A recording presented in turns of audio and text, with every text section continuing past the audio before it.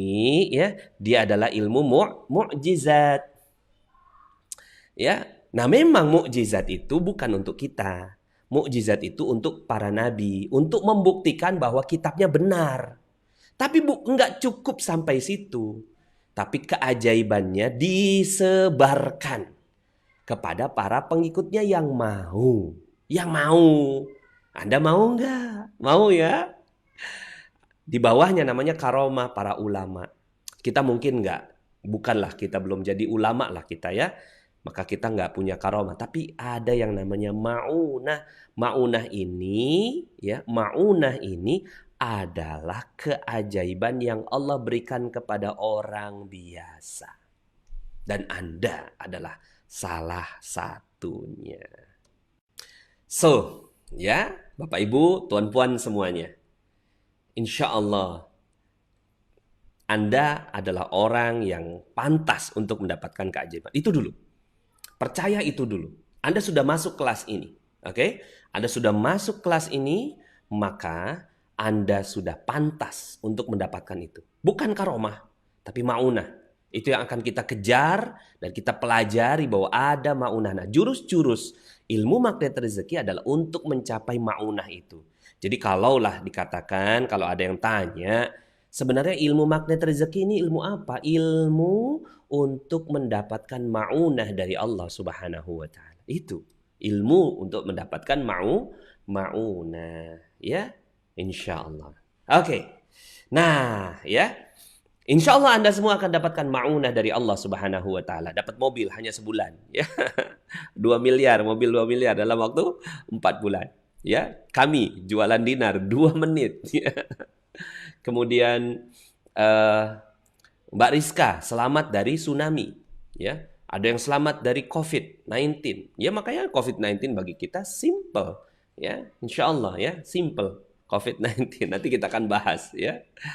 So, teman-teman semuanya, tapi sebelum itu kita akan definisikan ulang satu hal yang sangat penting, ya, yaitu definisi dunia. Karena begini, ya, dalam banyak contoh-contoh yang saya berikan, ya, saya akan berikan contoh-contohnya yang sifatnya dunia, ya, tapi bukan duniawi, sifatnya dunia, ya, seperti ini kan dunia, gelas ini dunia, ya, handphone ini dunia, ya, mic ini dunia, oke? Nah, sekarang begini, ketika kita bicara tentang dunia, itu nanti akan ada orang yang bertanya gitu, oh, kok Panas ngajarin duniawi banget gitu. Nah, datang ke masjid misalnya, ya, pas datang ke masjid, ustadznya bilang, tinggalkan dunia, ya, tinggalkan dunia, kejar akhirat. Hidup kita cuma ujungnya 2 kali 1 meter. Ya, kita nanti akan dikubur, semua akan meninggalkan kita kecuali amal soleh. Betul. Ya, tapi ketika masuk ke dalam kantor, office, ketemu bos, bos bilang apa? Kejar prestasi, kejar dunia. Ya, sekarang saya mau tanya siapa yang betul? Ustadz di masjid, kiai di masjid, atau bos di kantor? Nah, ini yang kita akhirnya kebingungan. Ya, jadi umat Islam itu berada di dua sisi kebimbangan. Ini yang membuat akhirnya kita nggak maju ke depan. Nah, yuk sama-sama kita definisikan ulang supaya materi kita jadi selamat. Oke, apa itu dunia? Ya, saya mau tanya, ini dunia kah bukan? Dunia. Ya, celana dunia kah bukan? Dunia. Mobil, kereta, dunia kah bukan? Dunia. Tinggalkan semua. Banyak sekali hadis-hadis yang mengatakan dunia itu tidak bagus. Tinggalkan semua. So, apa yang dilakukan? Buka baju, tak pakai baju. Kemana-mana. Apakah itu? Tidak. Bukan berarti terus kemudian kita tinggalkan dunia. Terus kemudian semua yang berbau dunia kita tinggalkan. Nah, yuk kita definisikan dunia dengan tepat. Oke? Dengan tepat. Apa itu dunia? Saya rujuk dalam sebuah hadis Rasulullah SAW yang sangat masyhur, ad-dunya mal'unah, mal'unun ma fiha. Ini saya tutup dulu, ya. Ad-dunya mal'unah, mal'unun ma fiha. Seluruh dunia terlaknat dan terlaknatlah semua yang ada di dalamnya. Oke? Contohnya ini air. Ya, ini air, Ini air dunia ke bukan? Dunia, betul. Dan ini terlaknat. Dunia ini terlaknat. Air ini terlaknat. Terlaknat atas semua yang ada di dalamnya, betul. Ya, sesuai dengan konteks hadisnya. Seluruh dunia terlaknat dan terlaknat atas semua yang ada di dalamnya, betul. Ya. Ketika saya minum pakai tangan kiri, ya, berdiri tanpa pakai bismillah, itulah yang namanya dunia yang terlaknat. Karena ada kalimat berikutnya, illa, kecuali, makana lillahi minha, kecuali segala sesuatu yang ditujukan untuk Allah dengan cara Allah. Oke? Illa makana lillahi minha. Ini dunia awalnya terlaknat, kecuali kalau kita gunakan cara Allah. Ya, kita bicarakan bismillahirrahmanirrahim, pakai tangan kanan, saya sedang duduk ini. Bismillah. Baru saja yang masuk ke dalam diri saya bukan lagi dunia. Oke, itu yang termasuk dalam illa, kecuali. Oke, itu yang termasuk illa, kecuali. Di awalnya terlaknat, tapi ketika kita gunakan dengan cara Allah, maka dia tidak lagi terlaknat. Maka sekarang boleh nggak kita pakai baju? Boleh. Bukan boleh lagi, wajib. Cuma tergantung baju yang seperti apa. Kalau baju yang membuat kita sombong dan merendahkan yang lain, tinggalkan, ganti dengan baju yang biasa-biasa saja. Ya, mobil. Boleh nggak kita pakai mobil, kereta, naik kereta? Boleh ke tak? Ya, boleh, tergantung. Kalau mobilnya itu sesuai dengan kemampuan dia. Ya. Kalau kita naik Avanza, naik Toyota yang murah, oke lah. Kalau saya naik Ferrari belum pantas juga. Ya. Lamborghini belum pantas. Tapi kalau Raja Salman pakai itu, mungkin pantas. Nah, jadi kepantasan di dalam ya melaksanakan apa yang ada di dunia itu juga bagian dari cara kita menikmati dunia. Nah, sekarang pertanyaan saya, boleh nggak Anda dapat penghasilan 500 juta satu bulan? 500 juta itu berarti lebih kurangnya 120.000 ringgit satu bulan. Boleh ke tak? Ya, tergantung. Kalau seandainya ya kita penghasilan itu untuk merendahkan orang lain, untuk sombong di hadapan mak bapak kita, ya, maka itu menjadi rezeki yang tidak boleh kita nikmati. Tapi kalau seandainya 500 juta yang kita gunakan itu ya untuk kepentingan-kepentingan yang baik, amal soleh sesuai dengan tuntunan agama, boleh ke tak? Ya boleh sekali, malah wajib ya. Ni'mal malus soleh lil mar'is soleh. Sebaik-baik nikmat adalah yang dikuasai oleh orang-orang yang beriman. Nah, maka yuk kita definisikannya seperti ini. Oke? Jadi seluruh dunia terlaknat, tapi hadisnya jangan dipotong. Please, jangan memotong-motong hadis dan ayat Al-Quran. Harus diteruskan, ya. Kecuali segala sesuatu yang ditujukan untuk Allah. Kemarin saya dapatkan ada orang-orang yang memotong-motong ayat, ya. Pak Nas, tidak boleh menimbun emas. Gitu. Ada dalam surat At-Taubah ayat 34 dan 35. Itu kan. Dia potong ayat itu. Nggak boleh menimbun emas. Gitu kan. Nggak boleh menimbun emas Pak Nas. Pak Nas ini ngajarin orang untuk simpan dinar, simpan emas. Nggak boleh Pak Nas. Ada dalam surat At-Taubah ayat 34. Ya, saya ini balik ke beliau. Hati-hati akhi. Kalau antum ya, memotong-motong ayat Allah, maka antum termasuk yang dilaknat sama Allah. Ya. Karena di situ ada ayat yang setelahnya itu masih dalam satu ayat. Ya. Orang yang menyimpan dan menimbun emas gitu ya, yang tidak dinafkahkan di jalan Allah Subhanahu wa taala. Berarti kan ada kalimat itunya di akhir itu yang dinafkahkan di jalan Allah. Kasih amal soleh buat istri, ya, kasih perhiasan buat istri boleh, ya. Terus kemudian keluarkan zakatnya, ya. Seperti itu. Jadi jangan potong-potong ayat dan hadis, ya. Nah, kalau sudah tidak dipotong-potong, akhirnya ini yang terjadi, ya. Kekayaan Umar bin Khattab 70.000 ladang pertanian, ya, 160 juta, 233 miliar per bulan. Billion, 233 billion rupiah per bulan penghasilannya. ya.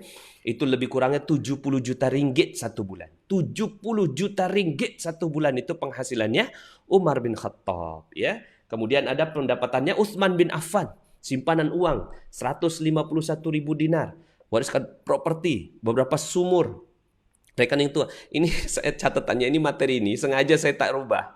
Karena masa tuh saya buat materi catatan 1 dinar 2 juta. Sekarang 1 dinar sudah 4 juta. Ya, jadi udah 2 kali lipat.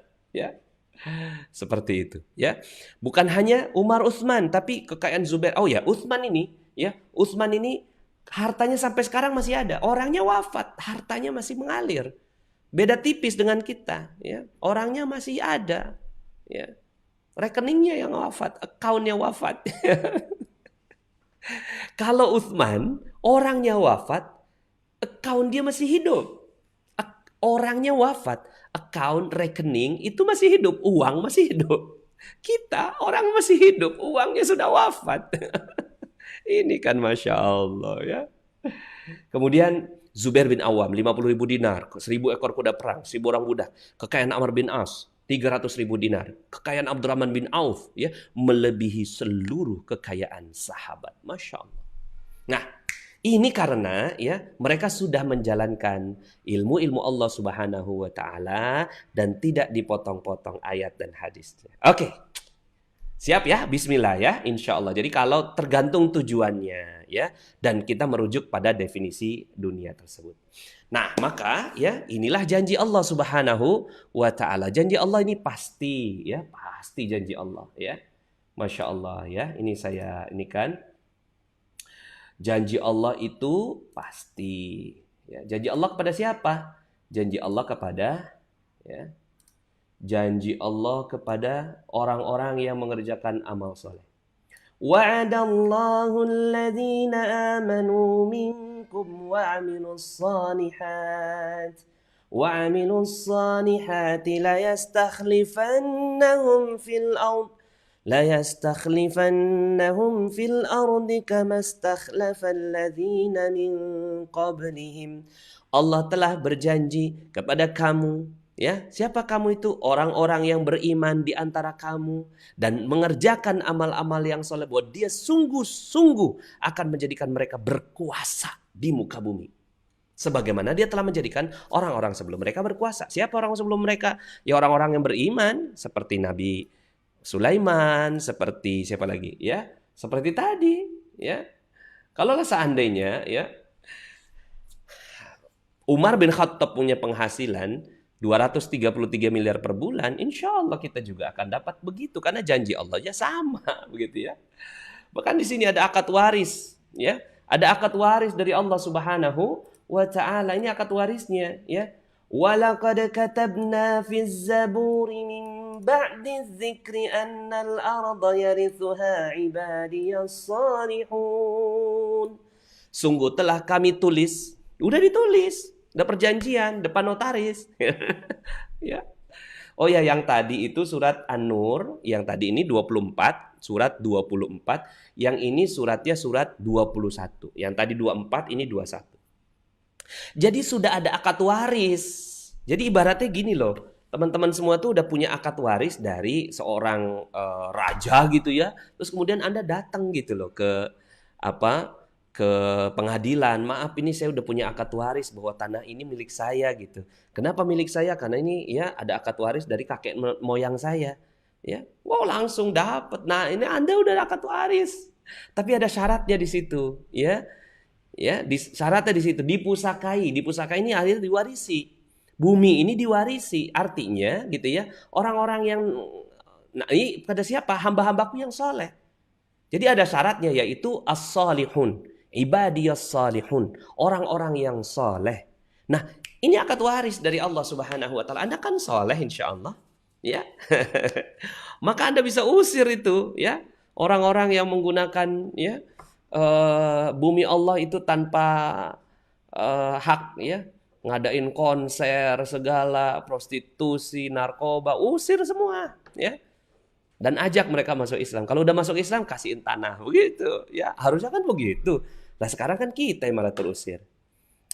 Bukan salah kita, bukan salah mereka, salah kita.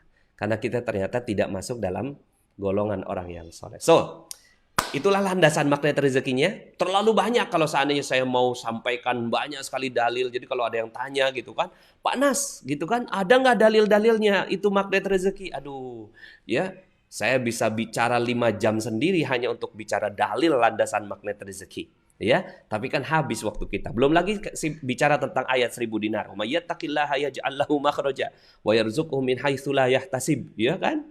Ya, belum lagi fa amma bi ni'mati rabbika fahaddits, ya. Belum lagi ya aduh banyak sekali. Banyak sekali ayat-ayat di dalam Al-Qur'an yang menyebutkan bahwa kita bisa mendapatkan keajaiban dari Allah dan kekayaannya. Sekarang pertanyaannya, Anda mau atau tidak mau? Ya. Nah, pastinya jawabannya mau. Nah, sekarang pertanyaan berikutnya ya, bagaimana caranya? Piye caranya Pak Nas? Piye carane? Ya kan? Bagaimana caranya Pak Nas? Ya. Nah, untuk mempelajari caranya ya, yuk kita masuk dalam materi berikutnya. Tapi sebelumnya ya, kita break dulu ya. Tapi ada satu tayangan sedikit ya.